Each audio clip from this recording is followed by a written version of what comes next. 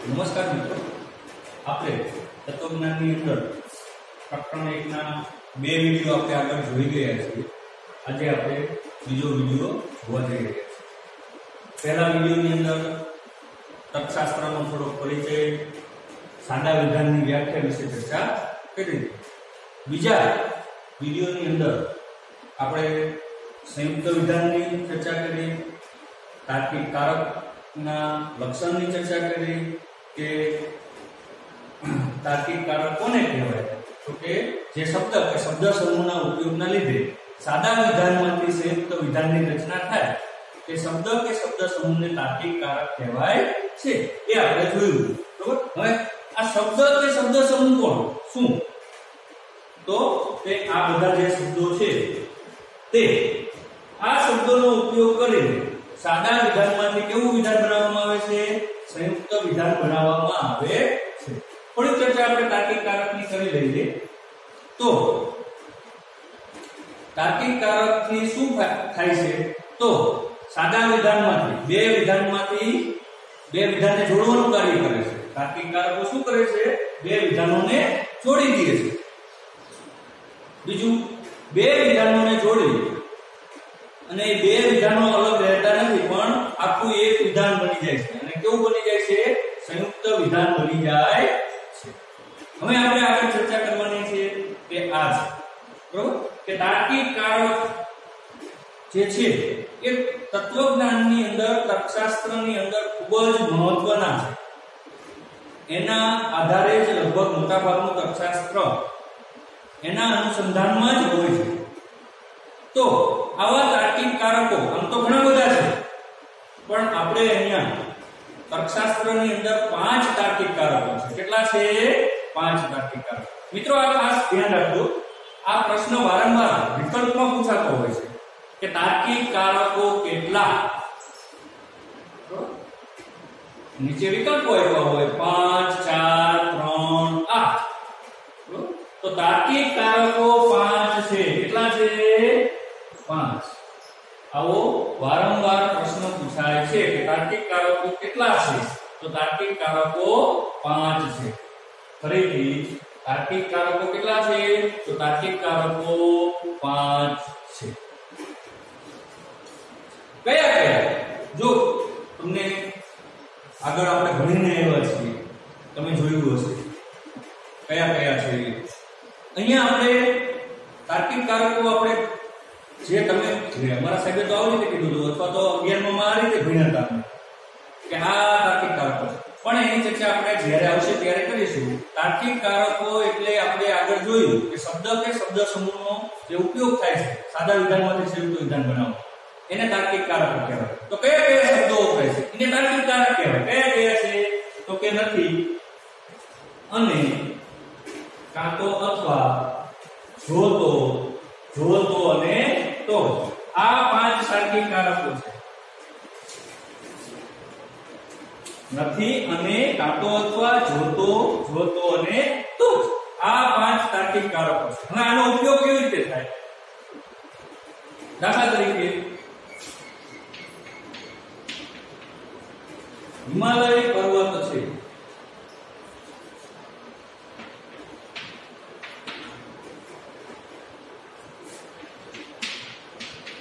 ગંગા નદી.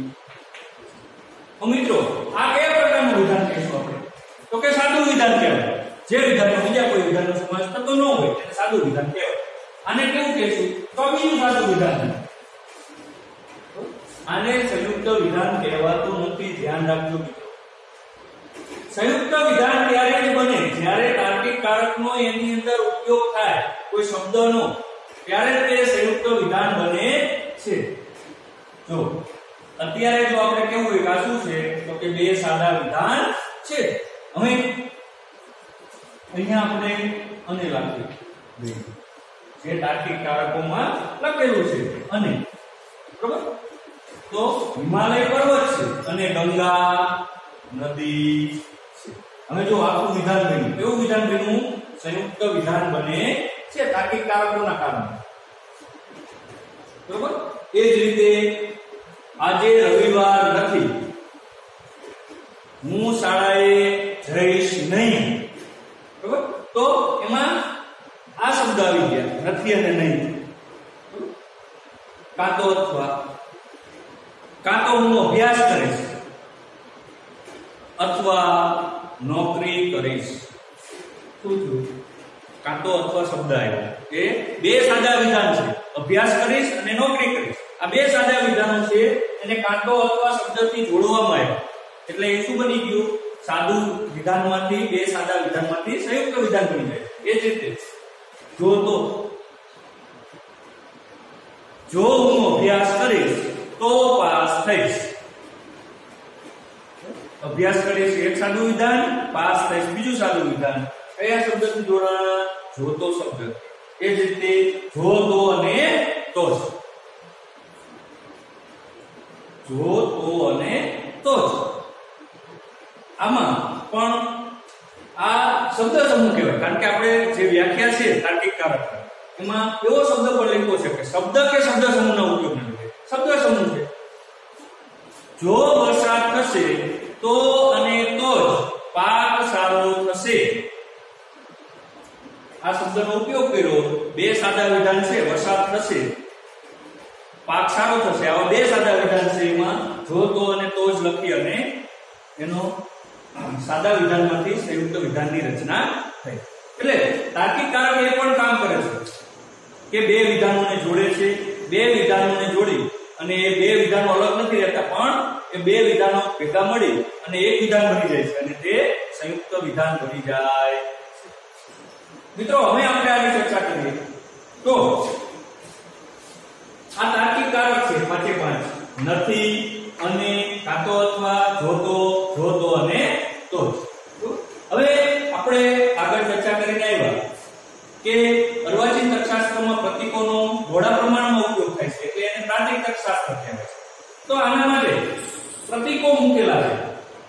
આના માટે કોઈક નિશાની આપેલી છે. જે રીતે આપણે ગણિતની અંદર સરવાળો કરવા માટે લખાય સરવાળો, પણ આપણે એના માટે નિશાની શું મૂકીએ છીએ?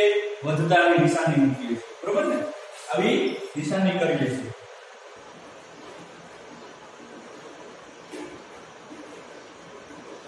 માઈનસ માટે આવી, બરાબર. તો આપણે આને બોલીએ છીએ વધતા, બાદબાકી અથવા અંગ્રેજીમાં માઈનસ, બરાબર. એ રીતે અહીંયા પણ તાર્કિક કારક આ બધા શબ્દો છે, પણ એના માટેના પ્રતીકો અહીંયા આપેલા છે, જે આપણે જોઈશું. અને આ યાદ રાખવા ખૂબ જ જરૂરી છે મિત્રો. આપણને ખબર હોવી જોઈએ કે કયા શબ્દ માટે કયું પ્રતીક વપરાય છે, કારણ કે આના આધારે આપણે આખા જે 2 થી 3 થી 4 પ્રકરણ છે એમાં ખૂબ જ આનો ઉપયોગ થશે અને આપણે એમાં પ્રાથમિક રજૂઆત પણ કરવાની છે, તો જ આપણને આગળ આવડે, નહીંતર આવડી શકે નહીં.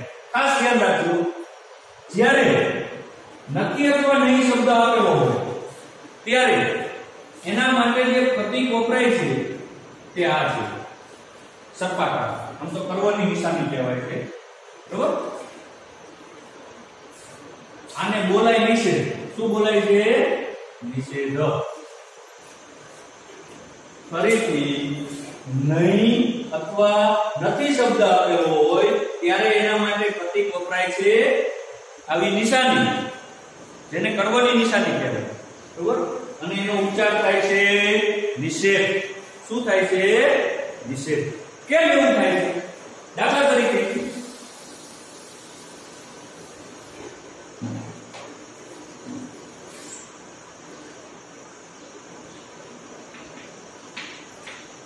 આજે રવિવાર છે, આ સાદું વિધાન, પણ આનો નિષેધ કરવો હોય તો આજે રવિવાર નથી. જો એનો નિષેધ થયો, બરોબર. હું એમ કહું કે આજે રવિવાર છે, તમે એમ કહો સાહેબ આજે રવિવાર નથી, તો તમે હું જે બોલ્યો એનું શું કહ્યું? તમે નિષેધ કર્યો છે. આજે રવિવાર નથી, બરોબર. હું શાળાએ જઈશ નહીં, બરોબર. એટલે ફરીથી નથી અથવા નહીં શબ્દ હોય ત્યારે નિશાની આવી, કરવાની નિશાની કહેવાય. એમ તો એને આપણે પૂરો શબ્દ યાદ રાખવાની જરૂર નથી, પણ નિશાની આવી થવી જોઈએ. આ એનું પ્રતીક છે અને બોલાય છે શું? નિષેધ બોલાય છે. આ આપણને ખ્યાલ હોવો જોઈએ. જ્યારે આપણે પ્રાતિક રજૂઆત સમજીશું ત્યારે ચર્ચા કરીશું. અહીંયા નિષેધ હોય ત્યારે એના માટેનું અહીંયા નિશાની આવી થાય છે. બરોબર? એ આપણે પ્રાતિક રજૂઆત 11મા ધોરણમાં કરેલી છે, પણ છતાં પણ આપણે જ્યારે ચર્ચા કરીશું ત્યારે આ જોઈશું. ત્યારબાદ બીજું તાર્કિક કારક છે અને. તો આને ક્રમમાં યાદ રાખવાની કોઈ જરૂર નથી, પણ અહીંયા આપણે લખેલા છે અને. આમ પણ અને આપણે અંગ્રેજીમાં ઘણી વખત બોલીએ તો એને એન્ડ કહેવાય. તમે ઘણી જગ્યાએ વાંચ્યું હશે, પટેલ્સ એન્ડ પટેલ્સ. બરોબર? એલ એન્ડ ડી કંપની છે આખી. બરોબર? તો લાસ્ટ એન્ડ ટ્રુબો એવી એની કંપની છે. બરોબર? તો અને માટેની નિશાની છે આ. અંગ્રેજી અથવા જે બગડો કરી અને ક્રોસ કરશો, એન્ડ ની નિશાની, એના માટેનું પ્રતીક આ છે. યાદ રાખજો. એને બોલાય સમુચય. શું બોલાય છે? સમુચય બોલાય છે. સમુચયનો અર્થ થાય ભેગું કરવું. એ બે સાદા વિધાનોને ભેગા કરે છે અને શબ્દ લખી દે. દાખલા તરીકે આજે રવિવાર છે,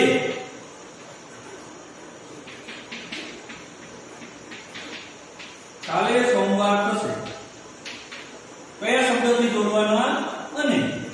બે સાદા વિધાનને જોડ્યા. આજે રવિવાર છે અને કાલે સોમવાર થશે. એ રીતે અને શબ્દ વપરાય છે. અને માટે તાર્કિક કારક કયું વપરાય છે? સમુચય. બરોબર? એનું પ્રતીક છે આવી નિશાની છે એન્ડ ની, અને બોલાય છે સમુચય. આપણે ધ્યાન રાખશું મિત્રો. આ ખાસ ખૂબ જ મહત્વની બાબત છે. મોટા ભાગે બધાને આવડતું જ હશે. તમે 11મા ધોરણમાં એનો અભ્યાસ કરીને આવ્યા છો, છતાં પણ આપણે થોડું રિપીટ કરી દઈએ. ત્રીજું તાર્કિક કારક છે કાં તો અથવા. તો મિત્રો આપણે આપણી વ્યવહારિક ભાષામાં પણ આવો ઉપયોગ કરતા હોઈએ છીએ કે તમે ક્યાં જવાના છો, અને જો આપણે બે જગ્યાએ જવાનું હોય અને એમાંથી એકાદી જગ્યાએ જઈએ ત્યારે આવો શબ્દ વાપરીએ છીએ કે કાં તો હું મામાના ઘરે લગ્નમાં જઈશ અથવા તો માસીના ઘરે લગ્નમાં જઈશ. આપણે વિકલ્પ હોય છે આપણી પાસે વિકલ્પ હોય છે, વિકલ્પ આપીએ છીએ આપણે. એટલે ત્યારે કાં તો અથવા શબ્દ વપરાય છે. એના માટેનું પ્રતીક છે વિકલ્પન માટેનું વી. બરોબર? બહુ સરળ. અને એને બોલાય છે વિકલ્પન. શું બોલાય છે? વિકલ્પન. આમાં આપણે વિકલ્પ આપીએ છીએ. શું આપીએ છીએ? વિકલ્પ. કાં તો હું રાજકોટ જઈશ અથવા અમદાવાદ જઈશ. બરોબર? કાં તો અથવા વિકલ્પન માટેનું કાં તો અથવા માટેનું પ્રતીક વી બોલાય અને વિકલ્પન બોલાય. અને શું બોલાય છે? વિકલ્પન બોલાય છે. ચોથું જોઈએ તો જો તો. એના માટે આ જે નિશાની આપેલી છે, ગણિતમાં કઈ નિશાની કહેવાય મને ખબર નથી. બરોબર ને? જે કહેવાતું હોય કિરણ, રેખા, જયા, જે કહેવાતું હોય, પણ આવી નિશાની થાય તીર. આપણી સાદી ભાષામાં એને આપણે એમ કઈ તીર. બરોબર? એક બાજુ જોતો શબ્દ હોય ત્યારે આવું પ્રતીક વપરાય. એને આપણે શું કહીએ છીએ? તો કે શરતી કહેવાય છે. શું કહેવાય છે? શરતી. અને બોલાય શું? શરતી. અને આપણે શરતી બોલીએ છીએ. શરતી શા માટે? જો તો શરત મૂકવામાં આવે છે તમારી સામે. જો શાળાએ આવશો તો પાસ થશો. આ શું થયું? શરત થાય છે તમારી સાથે. શું થાય છે? શરત મૂકવામાં આવે છે. એટલે એને શું કહેવાય છે? શરતી કહેવાય છે. જો તો તમે વ્યવહારિક ભાષામાં પણ આવું આપણે બોલતા હોઈએ છીએ. એટલે જો તો શરત મૂકવામાં આવે છે એટલે એને બોલાય છે શરતી. એના માટેનું પ્રતીક કયું છે? આવું ટી. બરોબર, બોલાય શરતી. ઉદાહરણ મેં આપ્યું, જો શાળાએ આવશો તો પાસ થશો. આ શરત છે. પાસ થવા માટેની શરત મૂકી. શું મૂક્યું? જો શાળાએ આવશો તો પાસ થશો. છેલ્લું પાંચમું, જો તો અને તો જ. જો તો અને તો જ એના માટે પ્રતીક છે બંને બાજુ યાર, બંને બાજુ તીર.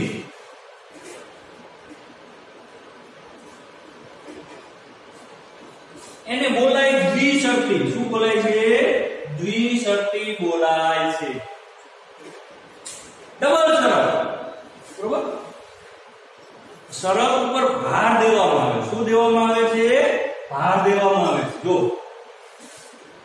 જો વરસાદ થશે તો અને તો જ, એની ઉપર ભાર દેવામાં આવે. જો વરસાદ થશે તો અને તો જ પાક સારો થશે, એની ઉપર વજન દેવામાં આવે છે. એટલે એને દ્વિશરતી કહેવાય છે. એ ધ્યાન રાખવું. સ્પેસ નથી. સ્પેસ નો લોચા છે મારામાં. કેટલોક થયો? આખો વિડીયો બીજી વાર બનાવવો પડશે.